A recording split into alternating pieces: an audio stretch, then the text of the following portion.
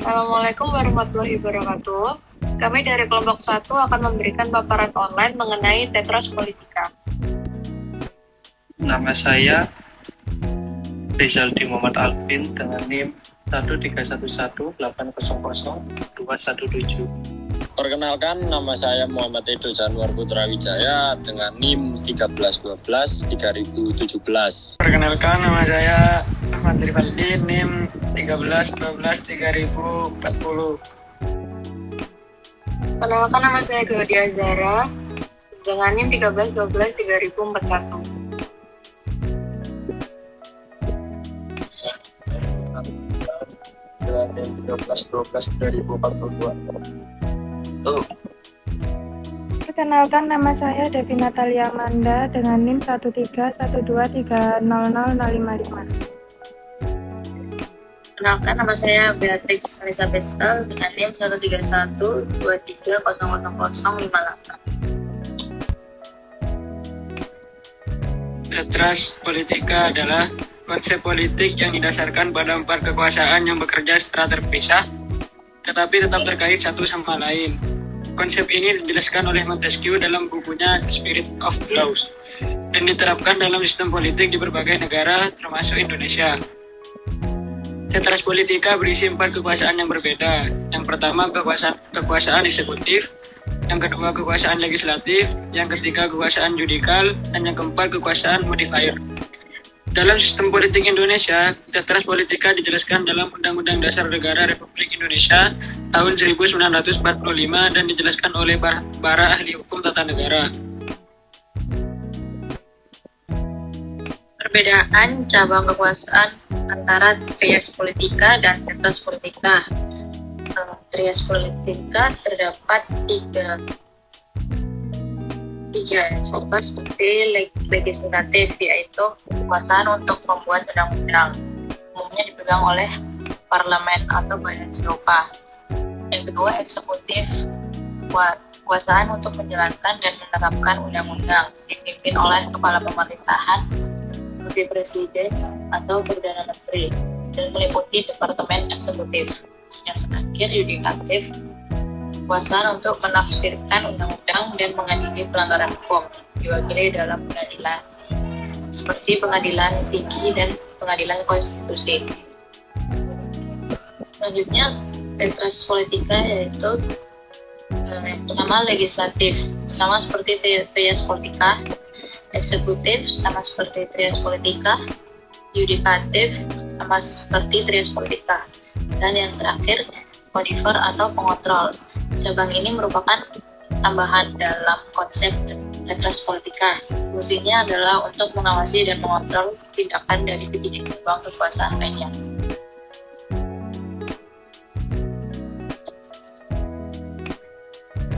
Pertama, penerapan hukum secara terkomputerisasi. Sistem ini digunakan untuk proses administratif seperti subsidi perumahan dan tunjangan pengangguran, serta regulasi seperti survei batas kecepatan dan pemeriksaan keamanan pangan. Pegawai negeri saat ini sulit bekerja tanpa sistem komputer. Proses administrasi telah beralih dari prosedur berbasis kertas ke sistem komputerisasi. Selama 2 dekade terakhir, keputusan hukum oleh birokrasi didasarkan pada undang-undang yang disetujui oleh parlemen dan dapat ditinjau kembali oleh lembaga peradilan. Hubungan kelembagaan ini tercipta pada era praktik aturan dan proses yang tadinya dicatat dalam buku manual, kini dicatat dalam program komputer. Media baru dapat mengubah sifat undang-undang yang sedang berlaku meskipun kita belum sepenuhnya memahami dampak teknologi baru ini. Kita perlu menyadari potensi dampaknya agar dapat mengarahkannya ke arah yang diinginkan.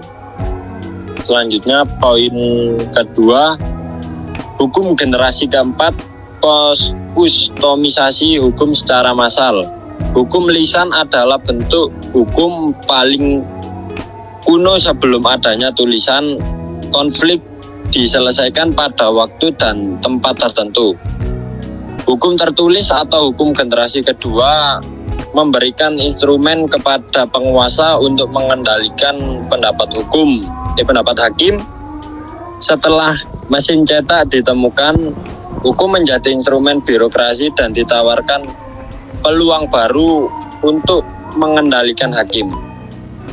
Hukum cetak dapat digambarkan sebagai hukum generasi ketiga. Kemudian munculnya hukum digital atau hukum generasi keempat memberikan pilihan baru di luar hukum cetak. Hukum digital dan lisan lebih interaktif, sementara hukum cetak dan digital memungkinkan penyebaran hukum dalam skala besar. Hukum generasi keempat merupakan bentuk hukum penyesuaian masal media cetak dan digital, menciptakan peluang baru bagi penerapan hukum. Dalam hal hukum digital, sistem pemrosesan transaksi digunakan untuk mencatat transaksi yang memiliki konsekuensi hukum.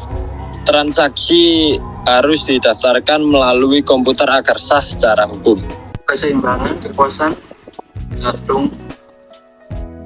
Hukum digital akan mengubah cara negara beroperasi. Undang-undang generasi keempat memiliki perbedaan, yaitu bisa digunakan untuk distribusi besar dan birokrat pemerintah dapat memilih untuk mengabaikan saran dan sistem terkomputerisasi, tetapi pada nyatanya mereka biasanya mengikuti perintah sistem tersebut. Namun sistem ini tidak bisa melihat fakta relevan dari sebuah kasus, tidak bisa berkomunikasi secara lisan, tidak memiliki akal sehat ataupun simpati terhadap manusia, dan tidak dapat mencapai tujuan tersebut. Rias Politika gagal mengawasi penerapan hukum karena undang-undang generasi keempat memberikan instrumen baru kepada lembaga legislatif untuk membatasi kekuasaan hakim dan pemerintah. Dalam merubah ini, Rias Politika dapat dianalisis sama dengan generasi hukum.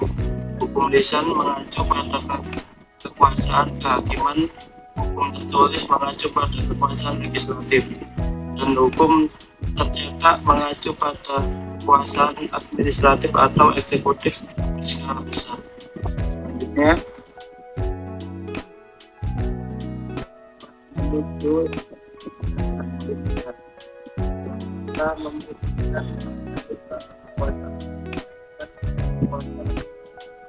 memantau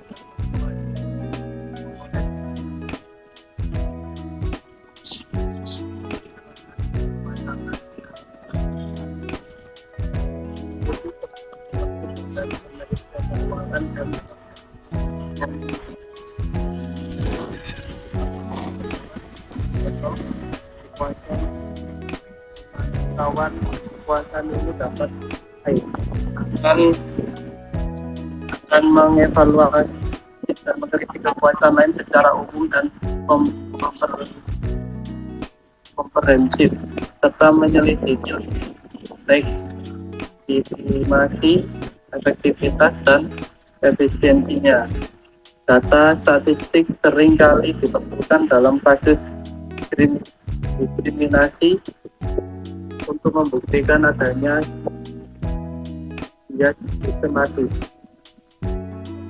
Keberadaan organisasi yang memiliki kewenangan dan keterampilan yang relevan dalam membantu sistem peradilan dapat menjadi prospek menarik bagi semua warga negara. Contoh ilustratif kebijakan dan inovasi, eksplorasi terhadap perubahan produk pemerintah dan analisis perubahan program tersebut, menurutnya dengan bentuk-bentuk penerapan hukum yang baru. Perubahan ini diilustrasikan dengan contoh-contoh dari bidang kebijakan imigrasi.